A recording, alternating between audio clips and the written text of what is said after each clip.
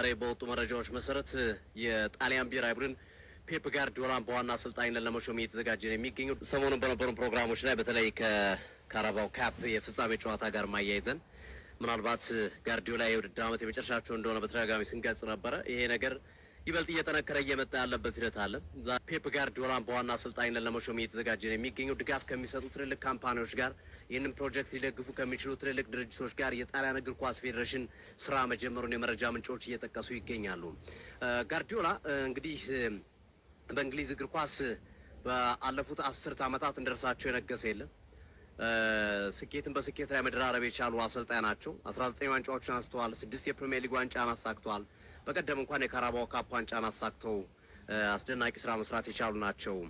ጆሴፕ ፔፕ ጋርዲዮላ ሳላ በሲቲ የ1 ዓመት ኮንትራት ብቻ ነው የሚቀራቸው። ምክንያቱም ባለፈው ክረምት ነው 2 ዓመት ኮንትራት የፈረሙት። እንዲሁም ባለፈው ክረምት የሚለቃሉ የሚሉ ሀሳቦች በብዛት ሲቀመጡ እንደነበረ ይታወሳልና ኮንትራታቸው 2027 ላይ ያልቃል። ቀጣይ ዓመት ላይ ያልቃል። ስለዚህ ቀጣይ ዓመት የሚያልቅ ውል የያዙት አሰልጣኝ ጋርዲዮላ ከሲቲ የመልቀቂያ ጊዜያቸው የደረሰ ወይም የተቃረበ ብቻ ሳይሆን ኦልሞስት በቃ በክረምቱ የመልቀቅ ዕድላቸው ሰፊ ነው።